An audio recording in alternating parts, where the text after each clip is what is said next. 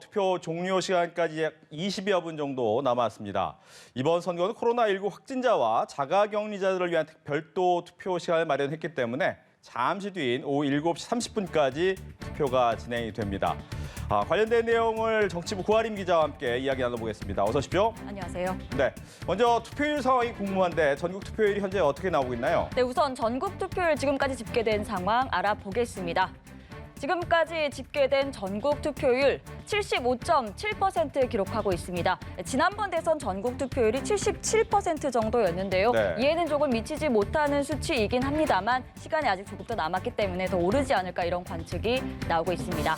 예, 말씀해 주신 것처럼 조금 오를 것이다라고 하는 데에는 확진자 또 자가격리자 투표가 더 진행되는 부분도 있겠네요. 그렇습니다. 원래 대선 투표는 6시까지 이루어지는데 이번 경우에는 확진자 그리고 자가격리자를 위한 별도의 투표 시간을 더 마련해서 이제 20분 정도 투표 시간이 남았는데요. 7시 30분 전에만 투표소에 도착하시면 투표를 하실 수 있습니다.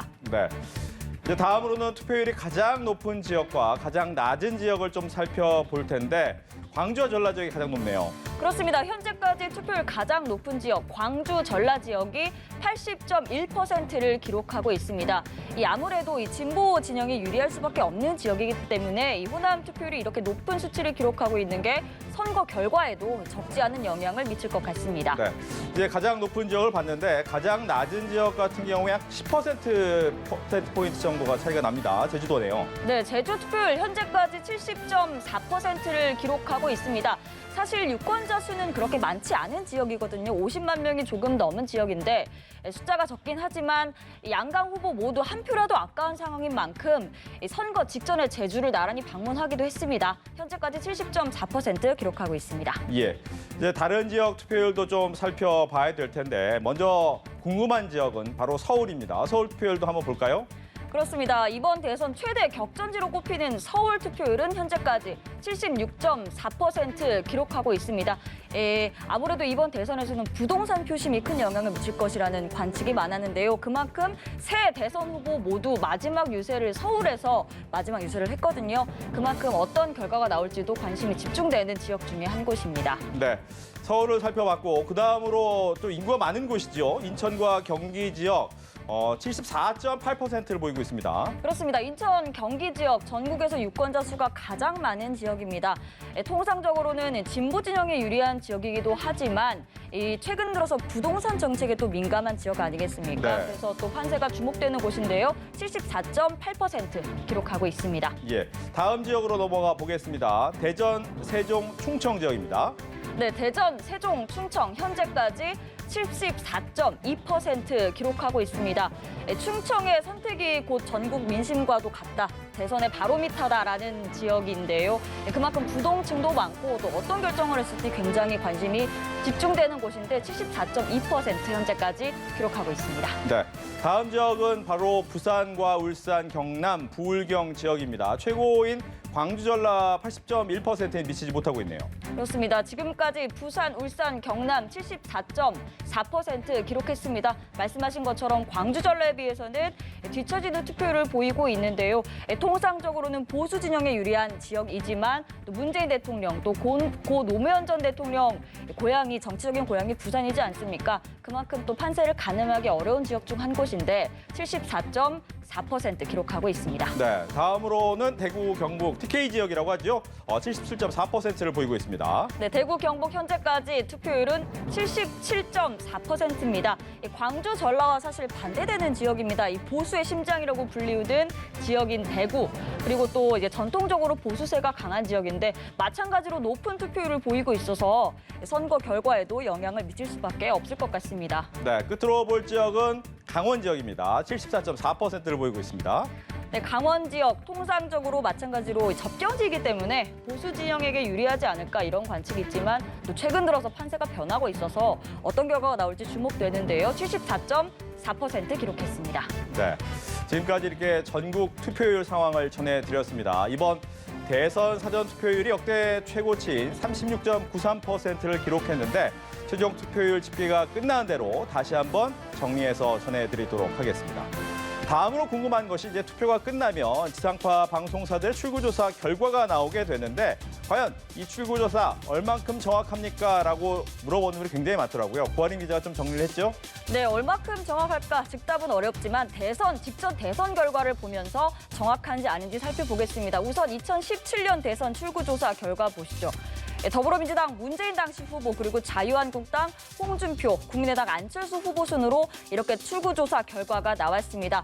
1, 2위 간 격차가 꽤 컸는데요. 출구조사상으로는 18.1%포인트였습니다. 그렇다면 실제 개표 결과 보겠습니다. 네, 1, 2, 3위 순위도 맞췄고 득표율도 상당히 근접했습니다.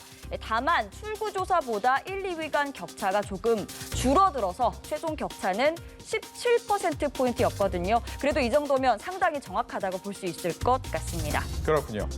이제 그렇다면 이번 대선과 유사하다고 볼 수가 있는데 박빙이었던 때가 있습니다. 2012년 대선, 그때는 어땠습니까?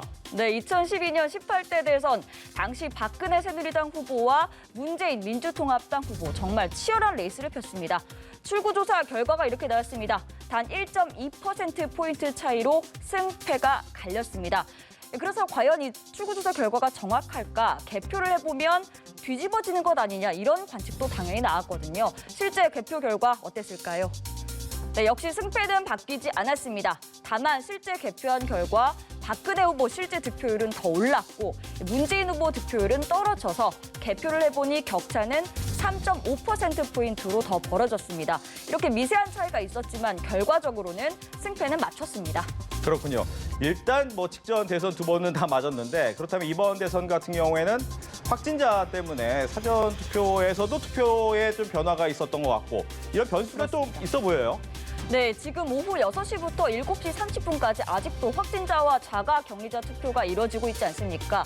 이 유권자들은 이 출구조사 대상에 포함되지 않거든요. 그런데 지금 확진자 숫자가 연일 오르고 있기 때문에 미집계 인원도 적지 않습니다. 그만큼 이번 대선 결과에서는 출구조사의 정확도도 조금은 떨어질 수밖에 없는 상황입니다. 네, 여러 가지 보정 절차를 하겠다라고 얘기를 하고 있지만 이번에는 과연 맞출 수 있는지도 한번 살펴봐야 될 것 같습니다. 이번에는 득표 차를 좀 알아봐야 될 것 같은데 큰 폭으로 차이가 나기도 하고 정말 한 표 차이로도 승패가 갈리는 것이 이제 투표 아니겠습니까? 지난번 대선 어땠습니까? 네, 이건 역시 지난번 대선부터 살펴보겠습니다. 1, 2위를 기록한 문재인 당시 후보 그리고 홍준표 당시 후보의 득표 차이는 약 557만 표였습니다. 역대 대선에서 가장 많은 득표 차이였습니다.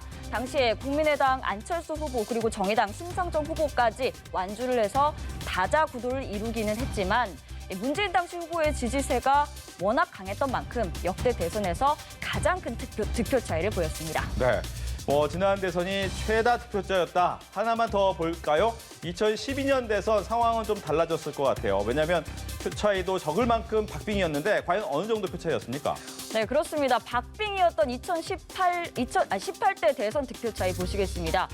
박근혜 당시 후보와 문재인 당시 후보 약 108만 표 차이로 승패가 갈렸습니다.